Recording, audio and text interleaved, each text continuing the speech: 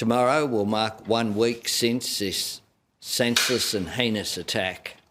It will be another difficult day for grieving families, for loved ones and for us as a nation.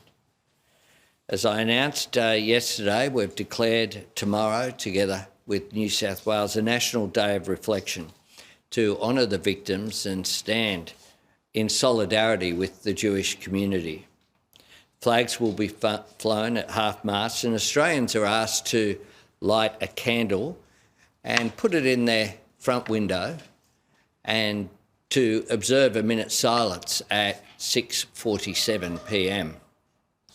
60 seconds carved out from the noise of daily life, dedicated to 15 Australians who should be with us today.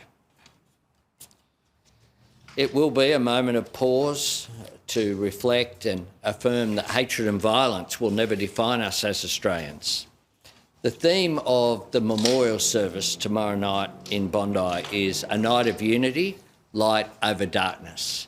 And we are seeing that exhibited in so many ways by the 24-hour service that our medical professionals, our nurses and people are showing in hospitals, caring for people, by the queues of Australians wanting to give blood to assist with the process, by people reaching out to give comfort to their Jewish friends in their local communities as well.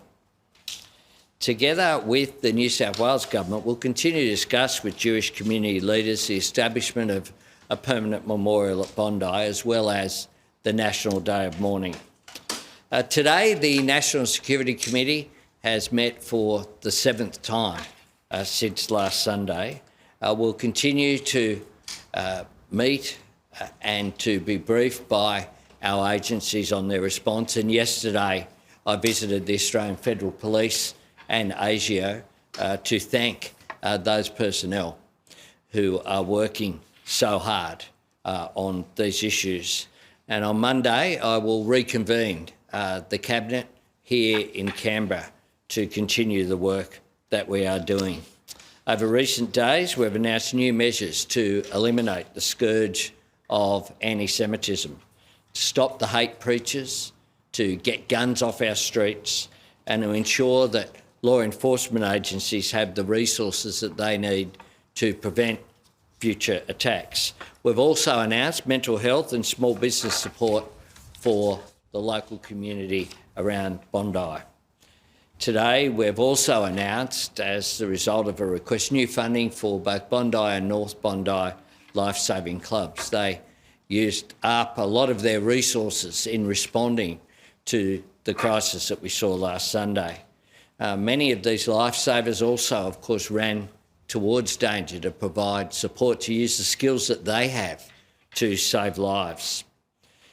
I'm deeply proud indeed of every hero, as I'm sure every Australian should be, who saved lives last Sunday, and in time will make sure that they're appropriately recognised. Before I turn to Commissioner Barrett to give an AFP operational update, I do want to comment on the US strikes on ISIS in Syria that we've seen.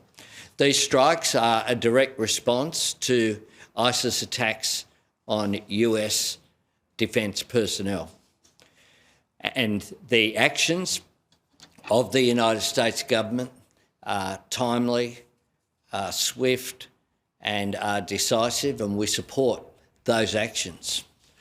ISIS has caused untold suffering around the world, both directly with the actions that they've taken, but also through their evil ideology that they spread. And last Sunday was an ISIS-inspired attack here in Australia. And that evil ideology represents something that should have no place in any consideration of humanity and who we are as global citizens, let alone as Australians. And I support the US government response there.